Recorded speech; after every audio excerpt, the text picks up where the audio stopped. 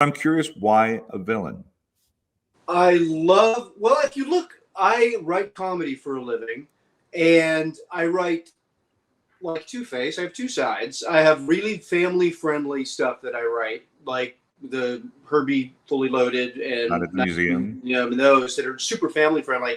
And then if you look at the other stuff, it's very dark.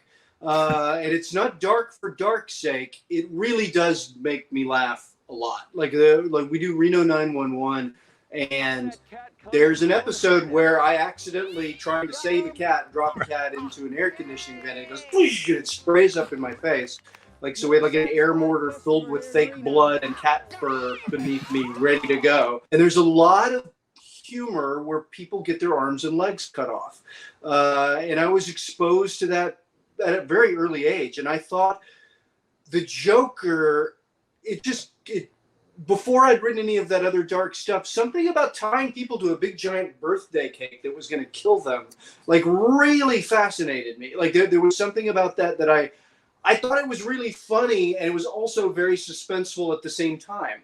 They're like, I love that Batman and Robin were going to be killed by some giant confetti cannon, and I just, there was something about it that I thought it was humorous, but it was genuinely suspenseful. And I just liked the way the Joker looked. There was something about him that was so weird. Clowns are scary anyway. I love as a kid, I loved that there was this clown that everybody was scared of. I thought that was really fascinating. And I love, like, when I became a writer, I love the evolution of the Joker over his like 100 years is incredible. That he was just a villain. He was just like in those first ones, he was just a gangster, and he was going to kill somebody unless you gave him the money. And they didn't even really explain why he looked like that, which was fascinating. And then you show he dipped in acid in Detective Comics 168, and that made him like that. And then Killing Joke added to that he was not even wanting to be a criminal, and it drove him insane. So was there a point when you were a kid, you say 7 years old, you started getting these comic books? Was there a point at which you realized you were only collecting Joker, or was that a conscious decision from the very get-go? When I left home, I really realized that I was taking this collection seriously when I was about 17, and I moved out of Tennessee to go to New York for college. And I had a lot of stuff in my room that I needed to either throw away, donate, or tell them to hang on to. And the only things that I really told my parents to hang on to were the Jokers. And so I really looked through. I read a lot of The Flash. I was a big Green Lantern fan just because it looked so cool. I loved just his legend and how just different those comic books looked. Some great covers.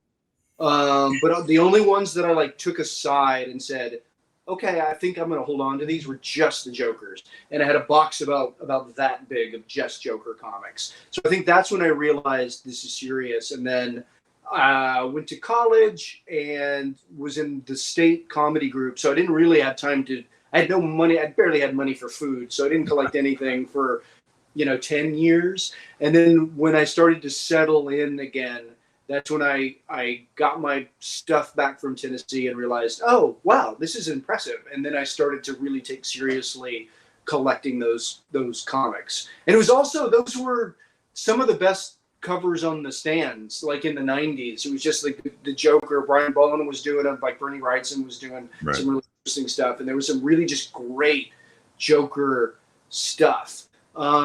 It wasn't until my 30s that I realized, I'm going to take this collection very seriously now.